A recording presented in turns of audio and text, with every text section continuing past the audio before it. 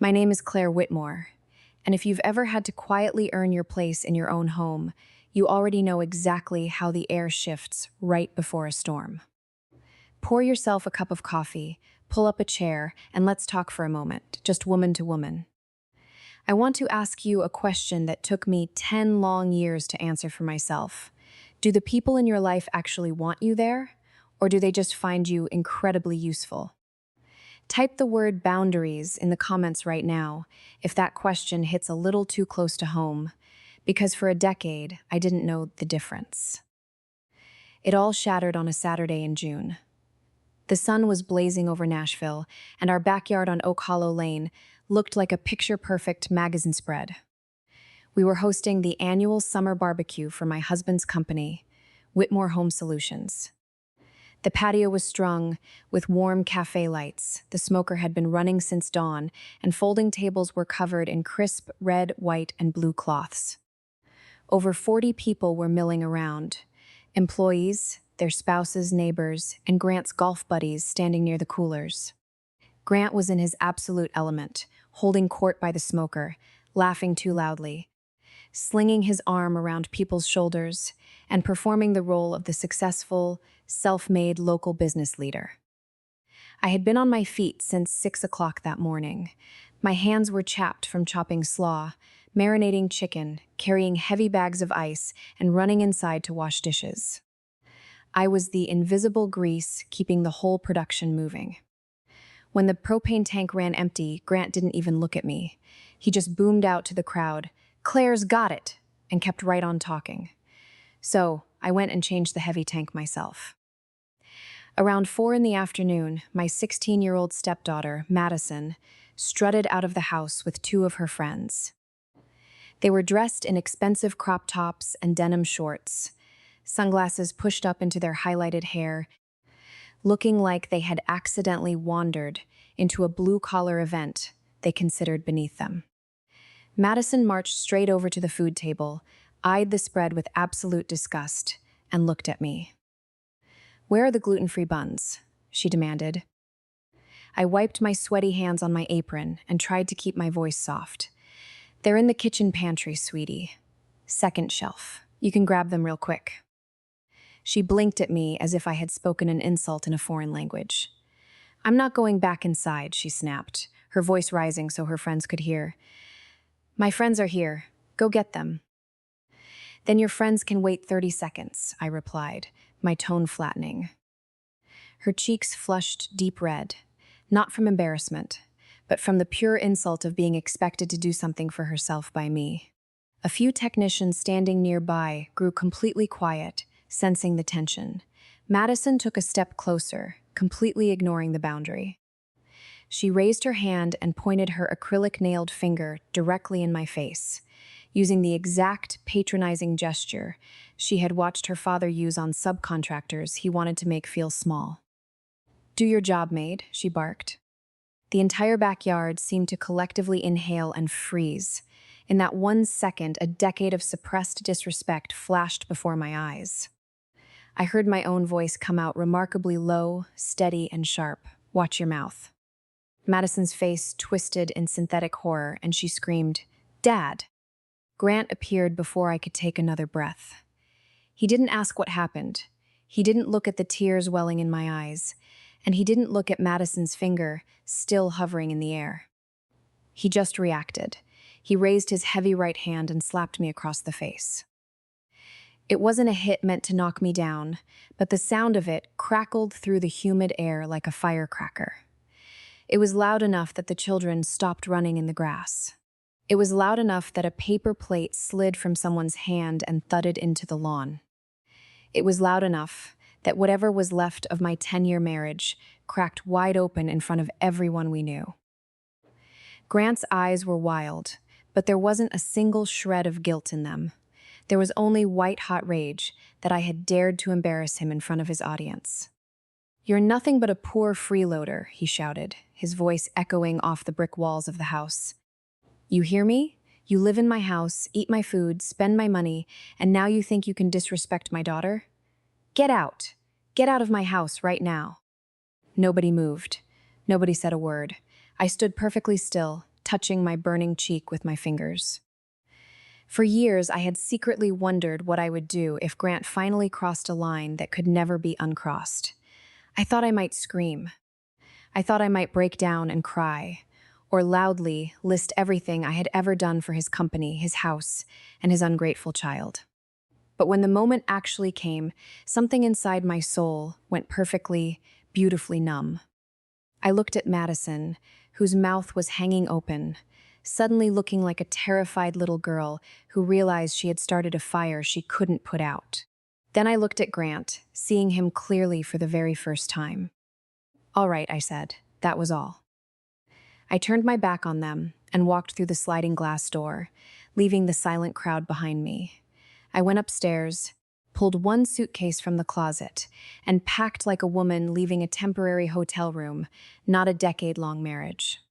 I grabbed my jeans, a few blouses, my laptop, my medication, and a folder containing my birth certificate and passport. I didn't touch his cash. I didn't take a single company file. I didn't seek immediate revenge. I placed my house key flat on the kitchen island, walked out the front door, and let the house I had held together for 10 years stand completely on its own.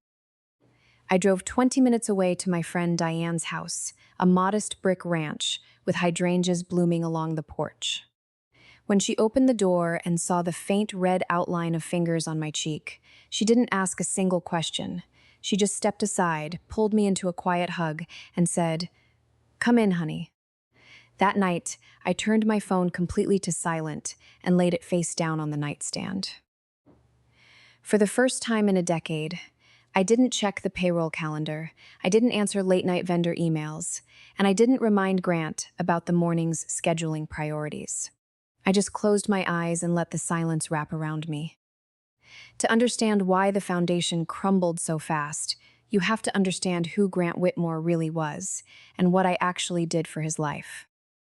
Grant owned Whitmore Home Solutions, a mid-sized HVAC and plumbing company just outside of Nashville. If you asked him over a glass of bourbon at a Rotary Club breakfast or a church fundraiser, he'd tell you he built that business from the absolute ground up with nothing but grit, charm, and an old, rusted Ford pickup truck. He loved that story. He wore his title of local business leader like a heavy gold crown, and when he told that story, he usually kept one hand resting on my shoulder, like I was just another expensive piece of furniture he'd bought along the way. People genuinely loved Grant. He had that easy, weathered American confidence that some men wear like a broken-in leather jacket. He remembered every single neighbor's name, slapped backs, bought rounds of drinks at the bar, and could sell a brand new central air unit to a nervous homeowner before their sweet tea even got warm. He was the loud, beautiful face of the company. But I was the ghost in the machinery. I was the quieter one, not shy, but incredibly careful. I was the person who listened intently before I spoke, who read every single line of a commercial contract before anyone signed it, and who meticulously organized the chaos Grant left in his wake. I was the one who remembered which technician had a sick mother and needed to leave early, which high-value customer hated being called before noon, which parts supplier would extend our credit by 3 days, if I asked politely, and which one required absolutely everything in writing. Grant always dismissively called that office stuff. He talked about the office as if it were just a junk drawer where small, unimportant things automatically sorted themselves out. But let me tell you something, my friends. It is always the small, invisible things that keep a human life from completely collapsing. When I first married Grant 10 years ago, Whitmore Home Solutions was practically drowning. He had 12 employees, 2 beat-up trucks, a part-time bookkeeper who barely showed up, and a literal shoebox shoved under his desk, overflowing with unpaid invoices and late notices. He was drowning in his own unorganized confidence. I didn't have an official title, and I never drew a formal salary. At first, I stepped in and helped because I loved him. Then, I helped because the business desperately needed an anchor. Eventually, I kept doing it because I realized that if I stopped for even a single day, payroll wouldn't run, the commercial insurance would lapse, The licensing renewals would be completely missed, and some desperate homeowner would call on a freezing January night only to find a dead end. Grant never explicitly asked me to quit my day job as an office manager at a busy local dental practice. He was far too smart for that. Instead, he just looked at me with those charming eyes every Sunday night and said, "Baby, I just really need your help this week. Just get me through this month." And I listened. I stretched myself thin until 1 week naturally bled into a month, and that month turned into an entire decade of invisible, unpaid sacrifice. By our 10th anniversary, those 12 employees had grown into 38 full-time staff members. Those 2 trucks became 6 immaculate service vans. We secured massive commercial maintenance contracts with 3 major hospital clinics, ensuring a steady, predictable cash flow that allowed Grant to buy the massive house on Oak Hollow Lane and pretend he had done it all on his own. I had given up my independent career, my financial autonomy, and my own voice to become the silent floorboards beneath his feet. I had allowed myself to become so useful that he completely forgot I was a human being who needed to be wanted, not just utilized. Have you ever found yourself in that position? Where your absence is the only thing that would make people realize you were ever there at all. It is a lonely, exhausting way to live. And as I sat in Diane's kitchen the next morning, staring into my coffee, I realized the terrifying truth. I had spent 10 years protecting a man who wouldn't even protect me from his own daughter's cruelty. Madison was only 6 years old when I first met her. I still remember her skinny little legs, her wide brown eyes, and the heartbreaking habit she had of sleeping with one fist tightly closed around the sleeve of my pajama shirt after her biological mother dropped her off late on Friday nights. She was crying during a violent midnight thunderstorm, shaking in her small bed, and she whispered, "Miss Claire, please don't let the loud noises come inside." I held her close until sunrise, promising her she was completely safe with me. Back then, I never pushed her to call me Mom. I was completely content with Miss Claire. I braided her hair badly before school, packed lunches she almost always forgot in the backseat of the car, sat through endless rainy soccer games, and meticulously learned which brand of dinosaur chicken nuggets she considered acceptable, and which ones were, in her words, fake nuggets. For a very long time, I genuinely believed that love could grow quietly enough in the corners of a home that absolutely nobody would feel threatened or displaced by its presence. But I was incredibly wrong. As Madison grew older, Grant consciously and systematically began to rewrite the narrative of our household. It didn't happen all at once, of course. A sudden shift would have been too glaring, too easy for me to notice and defend myself against. Instead, it happened slowly, dripping into our daily lives through small jokes, patronizing corrections, and throwaway lines, he muttered with a handsome, disarming smile. When guests came over, he would chuck me under the chin and say, "Claire just likes to stay busy. Don't worry about her. She just handles the boring paperwork. She's great with the numbers stuff that would give the rest of us a headache." Then, after that massively profitable year where we secured the hospital contracts, he bought the sprawling estate on Oak Hollow Lane, complete with a custom stone fire pit in the backyard. With that new house, his language sharpened like a razor blade. It was no longer our achievements. It became my house, my company, my money, and my rules. At first, I made excuses for him. I told myself that men like Grant just loved the heavy, solid sound of ownership. Maybe it made him feel safe after growing up with nothing. But the psychological truth is that words are powerful things. They soak directly into the drywall of a home. And they soaked deeply into Madison, too. By the time she turned 16, Madison had become beautiful in a very hard, expensive, and deeply polished way. She had the pricey salon highlights, the long acrylic nails, and that specific brand of teenage arrogance that comes from knowing your father will automatically blame anyone else in the world before he ever holds you accountable. She completely stopped asking me for help. She transitioned into demanding it. She would leave dirty dishes directly on the marble counter, drop her muddy shoes in the main hallway, and roll her eyes with deep theatrical contempt whenever I gently reminded her that she was old enough to clean up after herself. Whenever I tried to bring it up to Grant in the quiet safety of our bedroom, he would just chuckle dismissively and turn back to his iPad. She's just a kid, Claire. She's under an immense amount of pressure with high school and her friends. Don't be so incredibly sensitive all the time. He was actively teaching his daughter that my feelings did not matter, that my presence was purely transactional, and that my primary function in the house was to absorb their messes without ever uttering a single complaint. He was building a wall between them and me, ensuring that I was always on the outside looking in, an employee disguised as a wife. I was sinking my roots into a family that treated me like a seasonal worker, waiting for the first strong wind to pull me out of the soil entirely. Have you ever watched someone you love slowly change the rules of your relationship while pretending nothing is different? It makes you doubt your own sanity until the day the mask finally slips completely off and you're forced to see the ugly truth hiding underneath. By Monday morning, I had been gone from Oak Hollow Lane for barely 48 hours, but the silent machinery of our lives was already beginning to stutter. I spent the early hours of the day standing in Diane's backyard, pressing young tomato seedlings into the warm, rich Tennessee soil, taking a deep breath of the humid air, and enjoying the simple, uninterrupted rhythm of manual work. For the first time in 10 years, nobody was calling my name every 10 minutes with an artificial emergency that they were too lazy to solve themselves. It felt incredibly peaceful.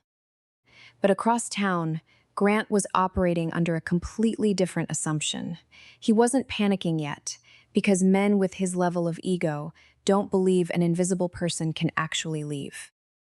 He assumed this was just a minor feminine tantrum.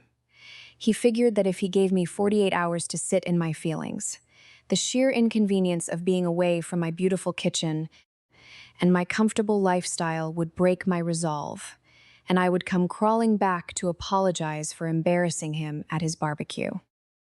He didn't send an apology text, because in his mind, he hadn't done anything wrong. He had merely defended his daughter and protected his kingdom. At exactly 7:42 a.m., my phone vibrated on the wooden patio table. Grant's name popped up on the screen. I didn't answer. A minute later, he called again. Then came a barrage of rapid-fire text messages. The first text didn't ask if I was safe, and it didn't ask where I was sleeping. It simply read, "Where are the payroll files?" I stared at the glowing glass screen for a few seconds before locking it and placing it face down. Let's pause right here, because I want you to understand the exact nature of my silent strategy. When a woman decides to finally stand up for her worth, she doesn't need to engage in loud, messy warfare. She doesn't need to delete database files, lock people out of accounts, or scream corporate sabotage. True, intelligent power lies in simply stepping out of the way and allowing the natural consequences of someone else's incompetence to unfold. The payroll files weren't missing. They weren't hidden in some secret vault. They were sitting exactly where they had been for the last 48 months, neatly categorized in the digital cloud system that I had painstakingly organized. The problem was that Grant had spent a decade proudly telling everyone at the local country club that he stayed away from that modern computer nonsense because he was a hands-on, real-world businessman. He thought avoiding the details made him look like an executive leader. What it actually meant was that he had absolutely no idea how to log into his own company's administrative network because he had never considered my labor important enough to learn. By 8 a.m., another text appeared, the tone shifting from impatient to slightly demanding. "Claire, call me right now. This isn't funny." Diane walked out onto the porch, carrying 2 steaming mugs of black coffee, and sat down in the wicker chair next to me. She watched me stare at the silent phone. "You going to answer him, honey?" she asked softly. "No," I replied, taking a slow sip of my coffee. "What if it's genuinely important?" I looked out at the garden and smiled a small, tired smile. Diane, for 10 years, absolutely everything was an emergency. If a technician locked his keys in a service van, it was my problem. If a commercial bank manager wanted an updated profit and loss statement, it was my problem. If Madison forgot her permission slip for a high school field trip, it was my problem. Everyone in that house and everyone in that office learned the exact same comfortable lesson. Call Claire, because Claire will automatically fix it before anyone has to suffer. If you know exactly what that feels like, to be the only anchor holding up an entire ecosystem of ungrateful people, type the word boundaries in the comments section right now. Let me know I'm not alone in this, because that morning I finally realized that my constant rescuing wasn't helping Grant. It was crippling him, and it was erasing me. I was done being the structural pillar for a man who treats me like dust. The first domino had just been touched, and I was going to sit right here on this porch and watch them fall. Around 8:30 a.m., my phone lit up with a name that made me hesitate. It wasn't Grant this time. It was Melissa, our internal payroll coordinator. She was a sweet, hardworking single mother who had been with the company for 3 years, and she was always incredibly respectful.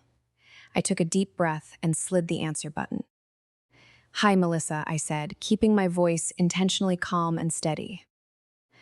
Her voice came through the speaker, sounding completely out of breath, a frantic edge of panic sharpening her words.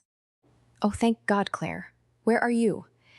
The office is a total madhouse right now, and nobody knows what's going on." "I'm taking some much-needed personal time, Melissa," I replied gently, looking out at Diane's quiet garden. "Is everything okay?" There was a long pause on the other end of the line, and I could hear the muffled sound of a man shouting in the background, a slamming drawer, and the continuous ringing of unanswered office phones. When Melissa spoke again, she had lowered her voice to a tense whisper. "Grant can't get into the payroll system, Claire. He's completely locked out, and he's screaming that someone must have hacked the main portal or changed the administrative access." I closed my eyes and leaned back against the porch railing. "Melissa, nobody hacked the system. He has full administrator access, just like he always has. He simply needs to open the primary secure portal and type in his credentials." "I told him that," Melissa groaned, her frustration bubbling over. "But he says he doesn't know which portal. He doesn't know the master security question answers, and he can't find the authorization key. He's throwing papers around his office and blaming the entire tech team. Should I just walk him through it step by step?" This was the exact structural crossroad of my entire strategy. The old codependent Claire would have sighed, opened her laptop, and remotely processed the entire payroll myself within 10 minutes just to stop the shouting. But the woman sitting on this porch was a completely different person. "Melissa, let me ask you something," I said, my voice dropping an octave. "Do you work for me, or do you work for Whitmore Home Solutions?" I work for the company, Claire," she stammered, caught completely off guard. "Then follow standard company policy," I told her firmly but kindly. "If the owner of the company demands access to his own secure systems, you direct him to the standard operational manual that sits on his desk, or you let him contact tech support. You do exactly what your job description entails, and nothing more." Another heavy pause stretched between us. Melissa wasn't a fool. She knew our business inside and out, and she immediately understood exactly what I was doing. She wasn't asking because she couldn't help him. She was asking because for years, every single employee in that building had watched Grant use me as an emotional and professional lightning rod to make difficult situations automatically disappear before anyone else had to take the blame. "I understand, Claire," she whispered softly. "I'll let him handle it." After we hung up, an incredible sense of relief washed over me. I didn't feel a petty sense of victory, and I didn't feel angry anymore. I just felt completely, beautifully free. But the universe wasn't done showing Grant the true cost of his arrogance. At 9:07 a.m., another call flash mirrored across my screen. Linda from First State Bank. I almost laughed out loud. Grant had completely forgotten that today was the first Monday of the quarter, which meant our mandatory commercial credit line review was scheduled for exactly 9 o'clock. It wasn't because he hadn't been informed. It was because I had spent 5 years putting the physical documents in his hands, printing out his talking points, and reminding him 3 times the night before, so he wouldn't look foolish in front of the board. I let it slide straight to voicemail. 9 minutes later, our commercial insurance broker called. Then the corporate attorney who managed our municipal service contracts. Then 2 field supervisors asking about emergency overtime authorizations. By 10 o'clock, my voicemail box was completely full to capacity. Diane walked back out, wide-eyed, staring at the flashing phone. "Holy cow, honey, they are absolutely hunting for you." I shook my head slowly, taking another calm sip of my coffee. "No, Diane, they aren't looking for me. They are frantically looking for the single person who keeps everyone connected." Think about an orchestra for a second. The violinists know their music perfectly. The drummer knows his rhythm. The pianist can play every note effortlessly. But if the conductor suddenly disappears from the stage, everybody starts playing at completely different times, and the music turns into pure, unmitigated noise.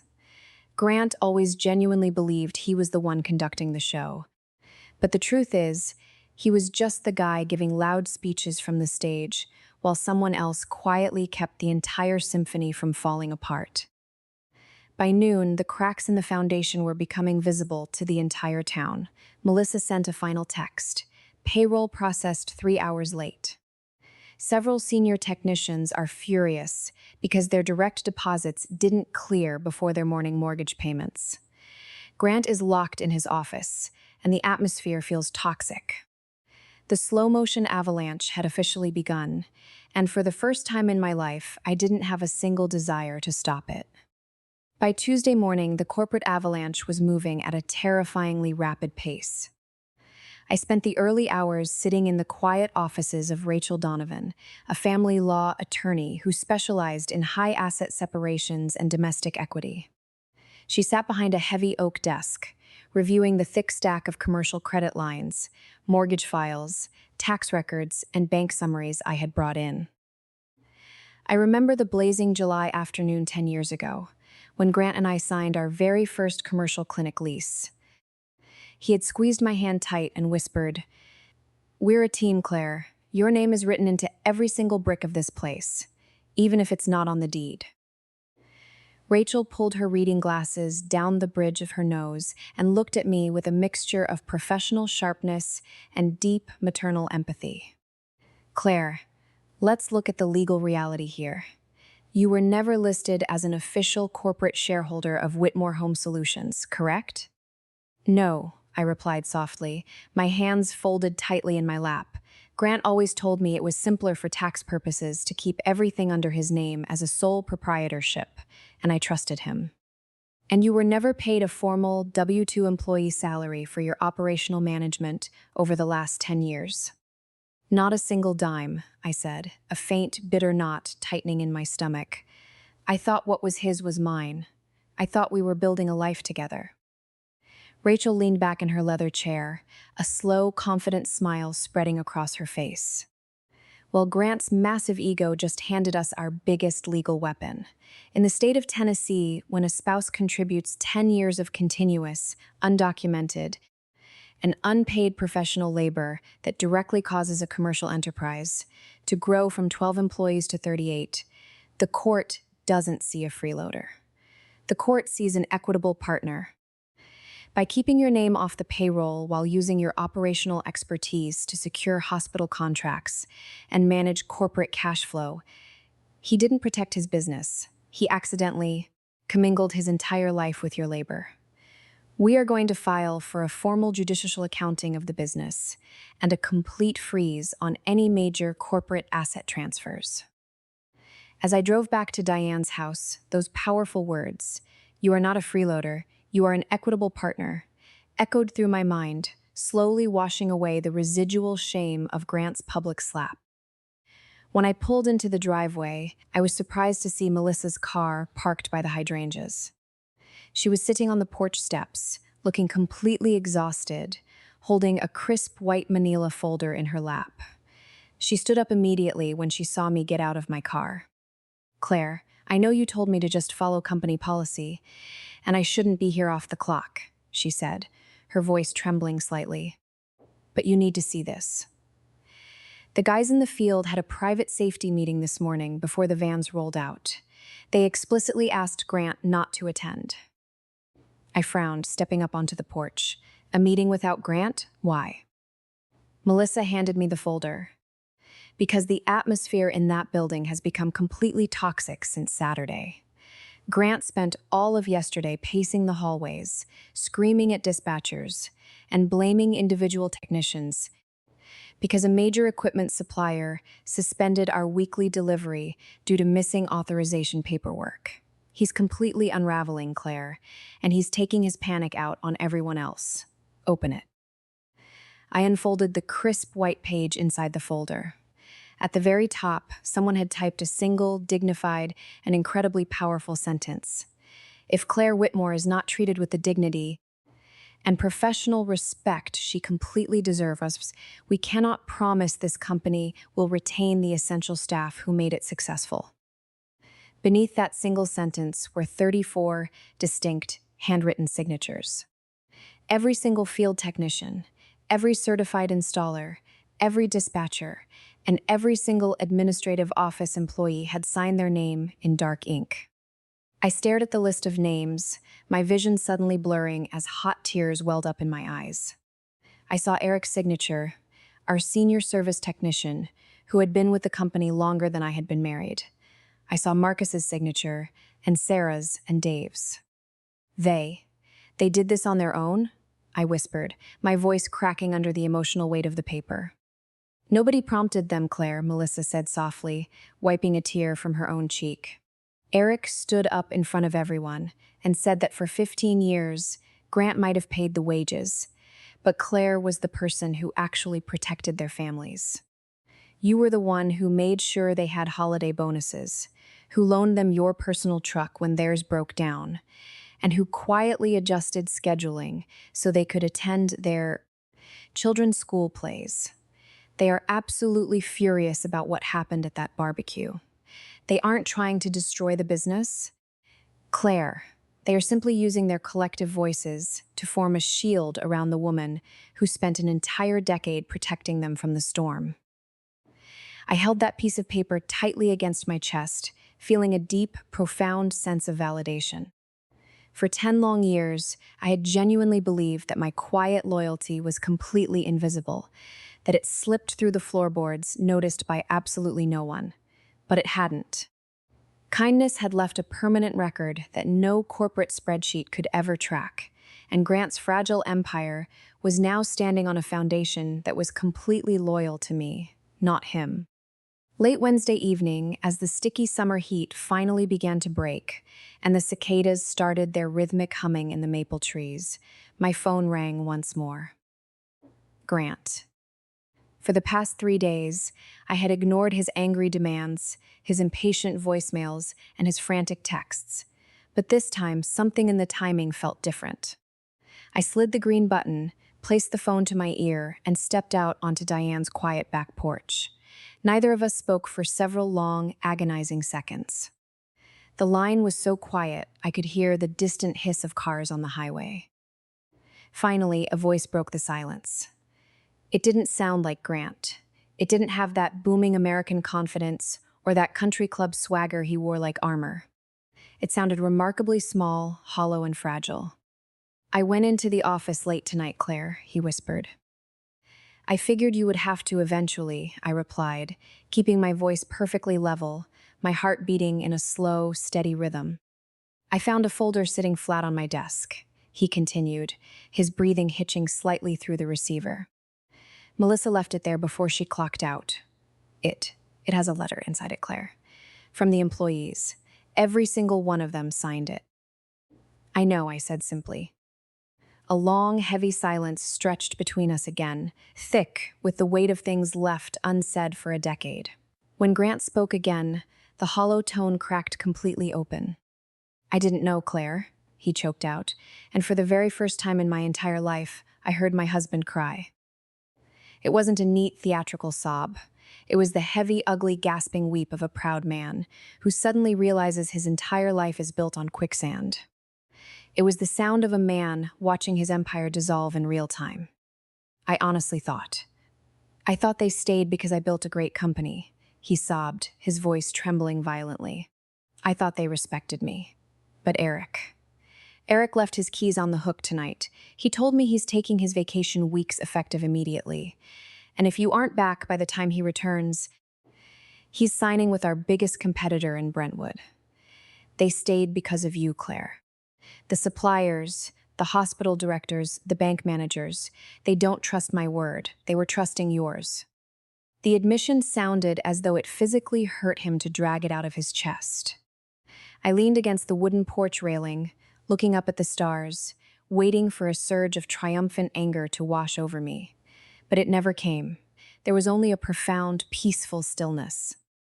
Claire, he whispered hoarsely, catching his breath. Was I really that blind to everything you did? I don't think you were an accident, Grant, I told him calmly.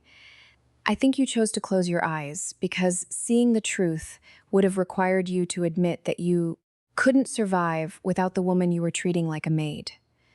I don't think you wanted to see it. I don't know how to fix this, he wept openly now, completely stripped of his audience and his bourbon-fueled pride. Please, just tell me what I need to do to fix this. You can't fix it by calling me Grant, I said softly. You'll have to figure it out on your own. Before he could respond, I ended the call and turned the phone completely off, letting my hands tremble slightly in the dark. It was the first time in 10 years I hadn't rushed to rescue him from his own self-inflicted disaster. The next afternoon, I followed through with the secondary boundary I had set. I met Madison at a small, brightly lit ice cream shop near her high school. She arrived without a single stitch of makeup, drowning in an oversized gray sweatshirt, despite the blistering summer heat. The hard, polished teenage arrogance was completely gone. She sat across from me at the laminate table, her long acrylic nails nervously shredding a paper napkin into tiny white pieces. I'm so sorry, Claire, she whispered, her eyes filling with instant tears as she looked down at the table. I know saying it doesn't change anything. It isn't enough. No, Madison, it isn't, I said gently, but without sugarcoating the reality. But it's a start. Why are you apologizing now? She swallowed hard, her shoulders shaking. Because Dad was screaming in the kitchen last night, and I went through the shared family cloud looking for my school records. I found the archived emails, Claire. I saw the hundreds of messages you sent to the summer program directors when I missed the deadline. I saw the scholarship financial aid forms you filled out line by line while I was asleep. I saw the dozens of times you argued with Mom's attorney to get my medical records sent to camp so I wouldn't get sent home. You did all of that for me, every single bit of it, and I stood in front of my friends and called you a maid. She broke down entirely, covering her face with her sleeves, weeping with the helpless, raw shame of a child who has finally seen herself clearly in the mirror. I thought Dad was the one doing everything, she sobbed. He told me you just like doing that boring office stuff. Are you ever going to forgive me? I reached across the table and gently touched her hand. I don't know the answer to that today, Madison, but I truly hope that one day I can. You didn't just hurt my feelings. You showed me that you were learning to treat people based on how useful they are to you, rather than who they are. You need to learn to be kinder than the house that raised you. She nodded rapidly, wiping her face, accepting the heavy truth of my words without a single defense. There were no dramatic screaming matches, no spectacular explosions, just the quiet, devastating weight of accountability finally walking into the room. The legal process that followed wasn't a sudden, explosive courtroom battle filled with dramatic shouting matches. It was handled with the cold, meticulous precision of a financial audit. Over the course of 6 months, Rachel Donovan methodically dismantled Grant's illusion of sole ownership. When presented with 10 years of bank reconciliations, vendor logs, and client testimonies all pointing to my operational oversight, Grant's high-priced defense attorney quietly advised him to settle. I received a fair, substantial settlement that accurately reflected my equitable role in growing Whitmore Home Solutions from a struggling shop into a thriving regional enterprise. Grant kept the company name, but it was a much humbler kingdom than the one he had envisioned. To pay out my settlement, he had to sell the sprawling estate on Oak Hollow Lane with the custom stone fire pit. He moved into a small, modest rental house near the office and was forced to hire an independent operations manager at a premium salary, corporate expense that would have made him completely furious if anyone had suggested paying me even half that amount 5 years earlier. Several technicians chose to leave the company over the winter, while some stayed behind. The business managed to survive, but the toxic, loud-mouthed bravado that once filled the hallways was completely replaced by a quiet, professional caution. Grant had finally learned the hard way that confidence can never permanently replace competence. Madison and I did not automatically become a perfect, tightly knit family overnight. Real, deep-seated emotional healing is never that neat. But once a month, she asks me to meet her for coffee at that same quiet shop near her school. She shares updates about her life, her college applications, and the slow, uncomfortable internal work she is doing to become a kinder, more reflective person. I listen, and I support her from a healthy distance, keeping the emotional boundaries firmly in place. As for me, I used my settlement to open a specialized boutique consulting firm. I help small family-owned businesses build operational structures that ensure stability without relying on the invisible, unpaid sacrifice of a single family member. My very first client was a resilient widow running a busy local roofing company with her 2 young sons. My second was a phenomenal bakery owner who hadn't taken a single day of vacation in 12 long years. Every single time I sit down with a new client, I teach them the exact structural lesson that I had to learn the hard way. If your business relies on one person holding everything together through silent sacrifice, your business isn't strong. It is simply standing on the back of a person everyone forgot to thank. Sometimes people at church or around town ask me if I ever regret how things ended, or if I feel a sense of petty revenge for the way I was treated. I always look them in the eye, smile calmly, and tell them the exact same thing. I did get my revenge, but not by burning his life to the ground. I simply stopped standing inside the fire with a bucket in my hands, and the moment I chose to walk away, everything he had built on top of my silence finally had to learn to bear its own weight. True revenge isn't about destruction, my friends. True revenge is simply having the immense courage to take your value out of a room that doesn't appreciate you and letting the absolute truth walk in after you leave. Never mistake quiet loyalty for structural weakness, and never take for granted this silent anchor keeping your entire world from falling apart. Thank you for sitting with me today and letting me share my heart over this cup of coffee. If Claire's story brought a sense of clarity to your own life, please subscribe to our channel, share your thoughts in the comments below, and stay with us for the next one.